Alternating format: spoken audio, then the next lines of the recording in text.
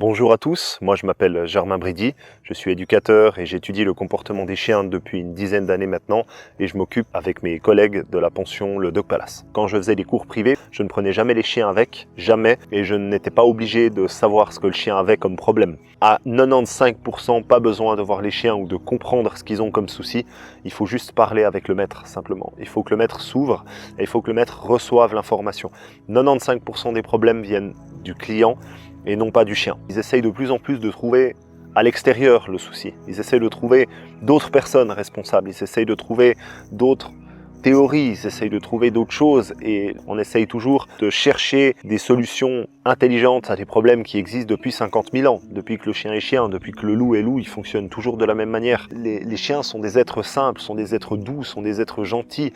Et nous, on a tendance à tout compliquer. S'il vous plaît, ne compliquez pas la chose. Tout ce qui est compliqué vient de l'être humain. Il faut les laisser en dehors de tout ça. C'est pas leur problème, c'est pas leur monde, tout ça. C'est rester responsable et devenez un maître pour votre chien. Comme je dis pendant mes cours, on devient un maître, on devient responsable de son chien, on devient responsable de ce qu'il fait, on devient responsable s'il a des problèmes. Et avec ça, ça pose évidemment problème à des gens puisque on n'a pas envie d'être responsable. On a toujours envie de trouver des soucis à l'extérieur. Et un maître, comme un maître forgeron dans le passé, apprenait l'art de forger à son élève. Non, le terme maître est devenu péjoratif. Les gens ont un problème avec le terme maître et je ne comprends pas pourquoi, puisqu'un maître, c'est magnifique. C'est un maître qui va nous apprendre un art et de vivre avec l'être humain dans un monde d'êtres humains, c'est un art. Et le seul qui est capable de le faire, c'est vous.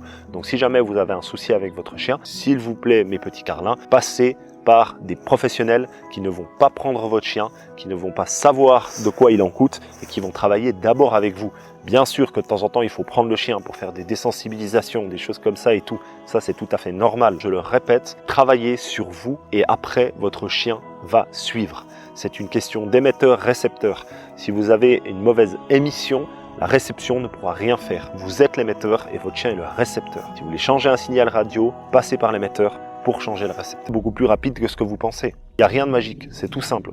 C'est quelles limites imposez-vous dans votre propre famille? Comment voulez-vous vivre? Aucun éducateur canin ne peut vous dire quoi faire. Si jamais vous voulez que votre chien vous saute dessus, c'est parfait. Laissez-le faire, parce que chaque famille choisit qu'est-ce qui est bien, qu'est-ce qui est mal, qu'est-ce qui est permis, qu'est-ce qui n'est pas permis. Donc si vous avez un éducateur canin qui vous dit faites ça, faites ça, faites ça, et qui vous donne pas le pourquoi du comment, mais faites-le juste pas. Parce que déjà pour vous, ça n'a pas de sens. Et en plus, peut-être que vous voulez le faire. Si quelqu'un vous explique exactement le pourquoi du comment, avec les tenants et aboutissants, là, vous allez le faire en connaissance de cause, bien sûr, avec vos propres limites, sans vous en vouloir, mais en ayant connaissance et conscience de ce qui se passe. C'est qu'à chaque fois que moi j'ai des soucis avec quelqu'un, ou j'ai des soucis dans ma vie, ou j'ai des soucis avec mes animaux, je me pose d'abord la question à moi. Qu'est-ce que j'ai pu faire de faux? Est-ce qu'il faut s'en vouloir? Non, absolument pas. La vie humaine, elle est comme elle est, bien sûr. Mais il faut en être conscient. C'est ce que je dis de nouveau pendant mes cours. Ils prennent entre 50 et 80% de notre globalité, donc la pulsation cardiaque, la sociabilité, l'ouverture d'esprit, la gentillesse, etc. Ils prennent beaucoup de nous. Et les gens doivent en être conscients. Pas s'en vouloir, mais en être conscients. Un chien, c'est pas aléatoire. Un chien, ça prend ce que vous lui donnez. Un chien, ça prend les limites que vous lui imposez. Un chien, ça prend une sociabilité que vous êtes. Et une fois que vous vous en rendez compte, vous cherchez plus le souci à l'extérieur, mais en vous. Si ça fonctionne pas ce que vous faites avec votre animal, posez-vous des questions sur vous. Soit on les abandonne, soit on les médicamente, soit on essaye de trouver des solutions à l'extérieur. Parlant des professionnels, c'est que les professionnels, en règle générale, quand les gens ont des soucis avec leur chien, ils vont aller sur un terrain. Prenez votre chien, on va aller le travailler, assis, debout, couché, tu restes, etc. Ça passe par les couches extérieures, ça. Si vous voulez, vous avez un noyau central, le tampon émotionnel, et autour, vous avez tout ce qui est les couches supérieures. Comme un oignon, vous avez le cœur et vous avez les couches supérieures. Les couches supérieures, c'est assis, debout, couché, tu restes. C'est tout ce qui est culture générale, faire des choses avec son animal, de l'agility, des choses comme ça, choses qui sont très très bien, bien sûr. Mais quand vous avez un problème de base, c'est la capacité à gérer son émotionnel, et que vous allez sur un terrain pour travailler les couches supérieures, bien évidemment que ça sera inutile. Fait que travailler les couches supérieures au lieu de la couche intérieure. Comment vous vous sentez avec lui, comment vous ressentez votre animal, comment vous faites, etc. C'est quelque chose pour moi qui est catastrophique. Les gens n'ont pas conscience de voir un éducateur canin sans le chien, c'est 1000 fois plus efficace. Vous pourriez transformer votre animal en 1 ou 2 semaines sans problème. Si vous travaillez la base, la racine, vous prenez sur vous, vous devenez un maître responsable responsable, vous gardez un équilibre et vous osez exiger avec votre animal, pourquoi? Vous lui offrez beaucoup, temps, argent, récompenses, croquettes, sorties, vaccinations, lit orthopédique, jouets, vous sortez quand il pleut, etc.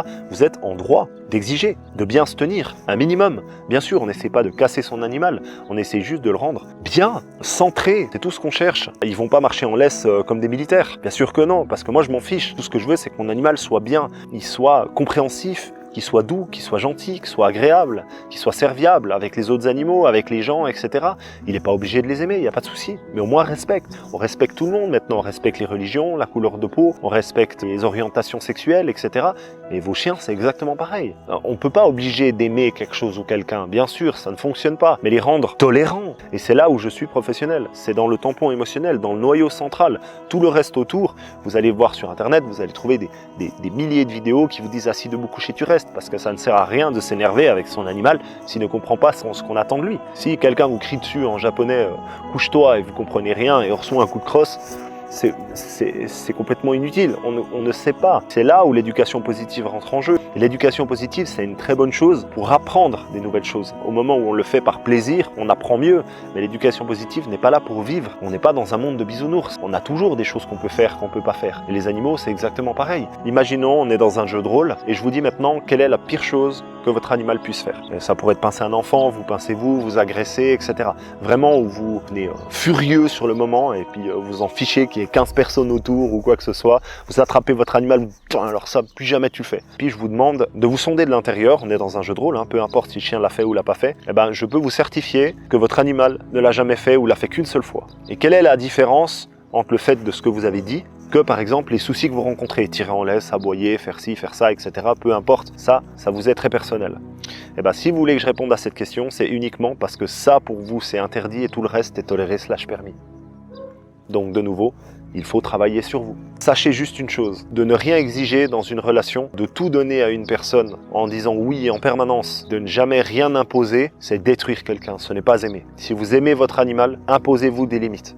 Je ne sais pas si vous avez déjà vu une émission qui s'appelle Pascal le Grand Frère, c'est un coach de vie, éducateur, qui passe dans les familles qui ont des gros soucis avec leurs enfants, puis au bout d'un moment dans l'émission, ils cassent des briques, ils doivent se dire des vérités. L'enfant est en face et les parents sont de l'autre côté. Dans la grande majorité des fins d'émission, vous allez voir l'enfant qui dit « Pourquoi tu m'as pas dit d'aller à l'école?